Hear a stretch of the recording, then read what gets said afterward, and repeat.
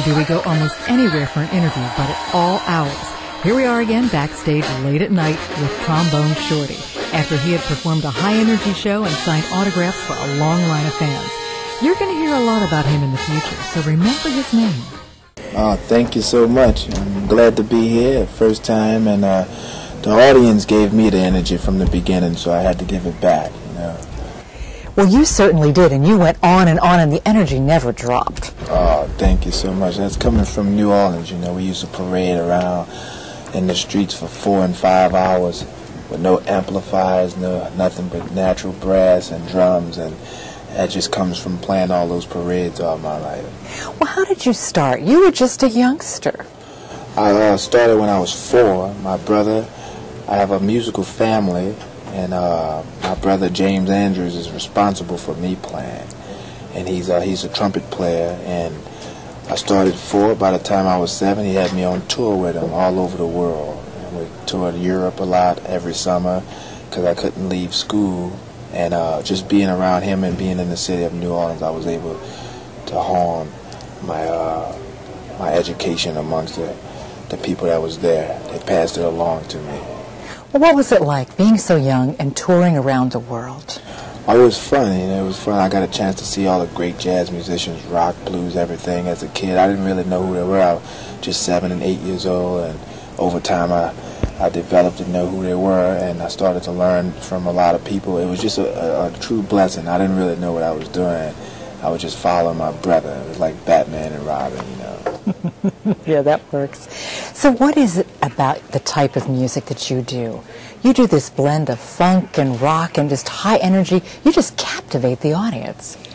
I just think it's a musical gumbo, you know. I grew up in New Orleans, and I spent a lot of time playing different styles of music, and I wanted to be authentic with whatever it was I was playing, so I spent an extensive amount of time playing one style of music until I felt comfortable, and then musically it put me in different situations. I spent a lot of time with the Neville brothers, and I practically lived at Cyril Neville's house for a while, and I done some tours with them and sat in with them, and it's just different things. And growing up with hip-hop and everything right now, everything I hear, I just try to put it into it. It just comes out naturally, you know. I didn't try to sit there and plan it out.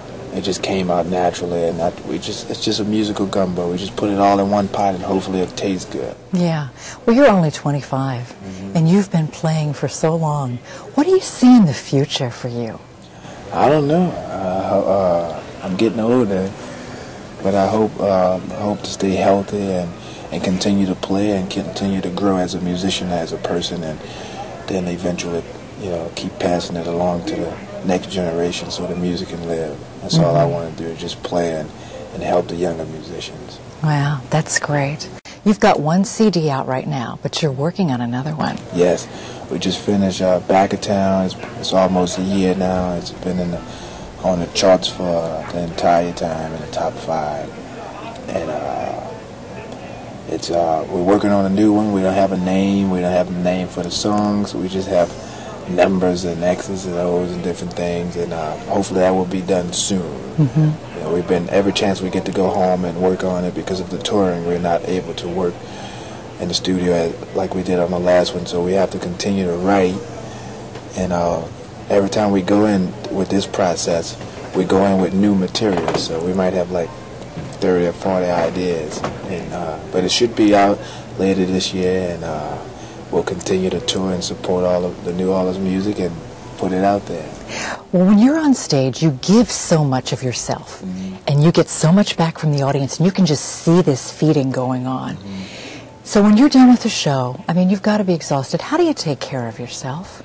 Well, I don't smoke, I don't drink. I've never done any of that, and take my vitamins and get some food and go to sleep. That's it. No partying. Listen to a little Louis Armstrong before we go to bed, so I can steal some more of his things. And then that's it. Just try to get rest and eat healthy. That's it. And I do a lot of working out. Other than that, that's all it is. You have such a positive energy and a positive, good spirit about you. Oh, thank you so much. You really do. I appreciate it. What's really important to you? Family and music, you know. as long as I can play music and be a part of it and experience it, I'm happy. That's really important. And I just being around positive people that want to be positive and help make the world a peaceful place. And that's all I want to do. You know, be around people that's full of love. Because that's all I've been around my whole life, and it comes out through my music. And we can do it through music, can't we? Yes, we can. If we can't do it no other way, I think music brings different people together from different worlds and different continents and different races. It's just one of the things that bring unity together without speaking. And you can enjoy it, and that's all I'm trying to do. Peace in the world through music. And it's that universal language. Universal language, that's right. We just flew in from Spain and Greece about 42 hours ago, and we're here now. And I couldn't understand what they were saying sometimes. Maybe they understood me a little bit, but as soon as we put that horn to my mouth, they understood that, and it reached directly to their souls, and they gave it right back to me. So it was a beautiful thing, universal language. Well, we just saw some people in line that were from Spain and had come here to hear you too. Yeah, I met those guys. They say that their friends just saw us about 3 days ago in Spain and told them that they needed to get down here. So that word of mouth thing is really working, and they were really excited. We were really excited that the people from Spain passed on a good word for the people here to check us out. Well, you certainly have a mega following here, and people that have heard you for the first time. I heard you had run out of some CDs, had to go back out to the truck to get more. So you just were a hit here tonight. Just a great hit. One final question.